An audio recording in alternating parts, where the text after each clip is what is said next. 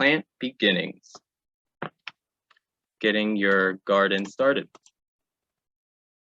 So you have direct seeding and you have transplanting.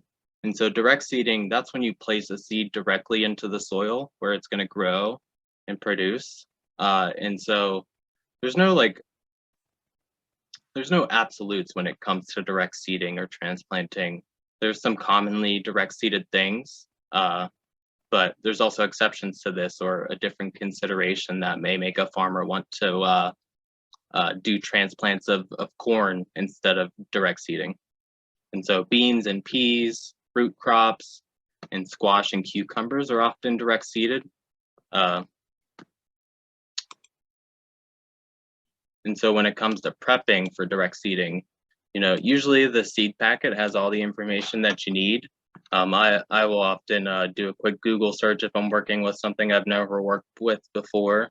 But it can be hard to find like good, concise information doing a Google search. So the seed packet will tell you everything you need to know. It'll tell you the spacing between the seeds and the spacing between the rows. And so each seed in a line has a spacing, but then each row, each line of seeds has a spacing as well. So those are two different things. And following those instructions closely, not exactly, but closely is good way to lead to success. The planting depth is also really important. If you plant a bean seed, 1.5 inches down as opposed to 3/4 of an inch or an inch, it's going to make it that much harder for the seed to poke its head up above ground. And so some seeds, it's very important to be exact in the planting depth, and less so important with the spacing between the seeds and rows.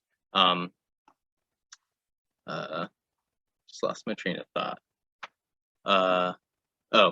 And a general rule to follow with planting depth is twice the width of the seed is like a good rule of thumb. If you don't have the seed packet on hand or you don't know the information, you can estimate and generally be in the right ballpark. If anyone has any questions, feel free to ask them. So the direct seeding process, preparing a seed bed, you want to add some compost if you're using compost. You don't want the soil to be completely dry, but you don't want it to be soaked either, so like a nice middle ground. You'll want to break up the clumps, especially when you're working with small seeds. So usually whenever I go to prepare an area, a row for direct seeding, I'll just spend a lot of time making sure the soil is nice and fine where I'm gonna have that direct seeding happening. And it also feels kind of good to spend some time like really making sure the soil is in a good place. So getting your hands in there and breaking up those clumps and give you a feeling of the soil too. You can create a trench or a band to the appropriate depth and spacing, and then you can put those seeds in the trench and kind of go over and rake it all in. And then you can pat that down after you water it. And so in the info hub, there's a sheet on direct seeding. So yeah, direct seeding, you'll want to cover it with soil and tamp it down, firm that soil a little bit, and water it gently but thoroughly. And so having too much water pressure on some stuff that you just seeded will wash away some soil, and then it's not going to be at the right depth anymore. And so watering pretty gently is important. You might even want to buy like a specialized spray head if your regular one is too much pressure or something. But the mist setting usually works really well when you're trying to be very careful. When it comes to sourcing plants, I really love growing my own plants, but Grow Pittsburgh sells so many varieties of plants that I always buy at least a few from Grow Pittsburgh's yearly seedling sale. And so when it comes to growing your own things, there's there's a whole, it kind of feels like doing your own growing of plants, seedlings, is like a whole nother aspect of gardening, a whole world. And so we won't get very much into that, but we will be having a workshop on seed starting at home, I believe on March 19th. It's at the end of the presentation, the dates for some upcoming events, but we'll be having a seed starting at home workshop, in March. Purchasing seedlings, you want to make sure that people you're purchasing your seedlings from are someone you can trust, and that those plants are going to thrive once you put them in the ground. Having bad starting conditions can leave plants stunted for like months after you put them in the ground. And so that's something I've definitely experienced, buying those clearance plants that you maybe shouldn't have. And so sometimes that's very important. Transplanting.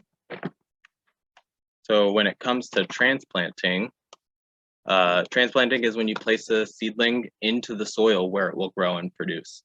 And so I think one of the biggest advantages of transplanting is that you get a big head start. So if you think about the freeze and frost dates, April 15th is too early to plant tomatoes outdoor. You can't plant tomatoes outdoors until after May 15th, but you could start them indoors in, mid-March. And then whenever May 15th rolls around, you've got plants that are already a month and a half old instead of direct seeding them after March 15th. And so some of the commonly transplanted transplants are tomatoes, peppers, and eggplants, as well as flowers. But again, none of these are like hard and fast rules. They're just the way that it's generally done. But I totally plant tomatoes outdoors because I forgot to get around to planting them in seedling trays. Or something else that I often come up against is I only have so much space to grow my own seedlings. And so, tomatoes were lower on my list. And so I decided to plant those by direct seed that year. And so there's different considerations coming into play.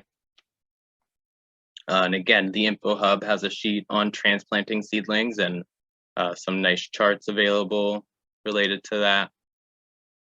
So Transplanting Prep, you want to look up the spacing in the catalog.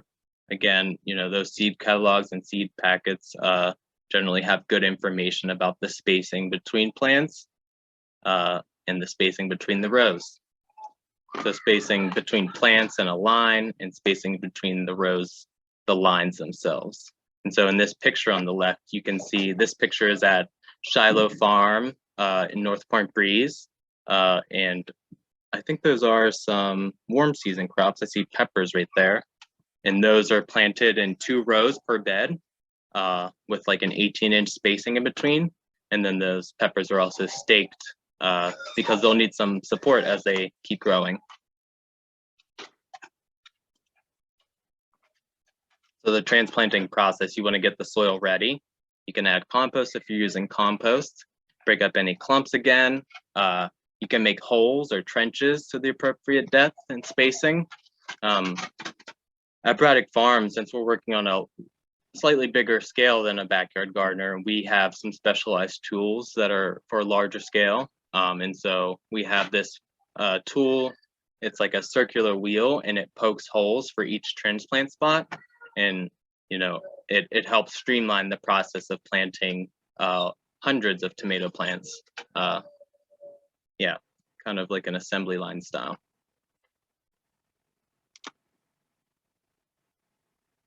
So plant in water. Carefully remove the plant from the container. That's a good time to loosen up the root structure. If a plant's been in a container for a little too long, its roots will start to wrap around each other and get pretty fibrous. And so in those cases, you especially want to loosen up the root structure a little bit. And so you can place your transplant in the hole and hold it upright with one hand so that it's mostly level. And then you can tuck the soil in around the plant and firm it a little bit. It is definitely easy to go overboard on that, so just firm it a tiny bit, and then it'll settle some more as time goes on. And so you want to water those things in gently with fertilizer. When you're transplanting things, they generally recommend as you transplant it, water it in with some fertilizer. And so that's what we do at Braddock Farms and Shiloh Farm. When we transplant something, tomatoes, for example, we'll use a fish emulsion or a sea kelp emulsion, and that provides some nutrients, nitrogen specifically. And nitrogen is the main plant nutrient that contributes to greening, to vegetative growth. And so if you can give those transplants a little boost directly to their root systems right at the beginning, they'll get a nice head start. The garden maintenance, how to keep it healthy and productive.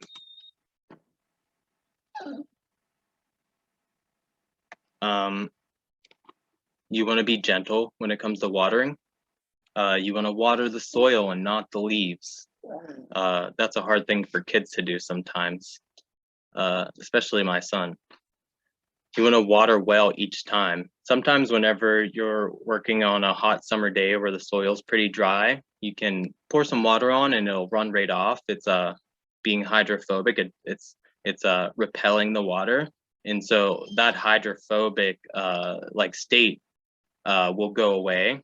You got to give the water some time to soak in, and then you'll want to water it a second time if it's been really dry. And so you want to water well and make sure your soil's not dry underneath. And so you can water and then wait a few minutes and then poke your finger down in there, go an inch or two down and see if it's still moist at that point. And if not, then you may want to water it a second time. And so you know, watering seems like pretty simple, but there is a right and wrong way to do it, and there's tips and tricks to get, you know, better at watering. Deep roots. So perennial plants often have much deeper roots than annual plants. And so deep roots means drought resistance. They're more resistant to drought. And so, you know, they're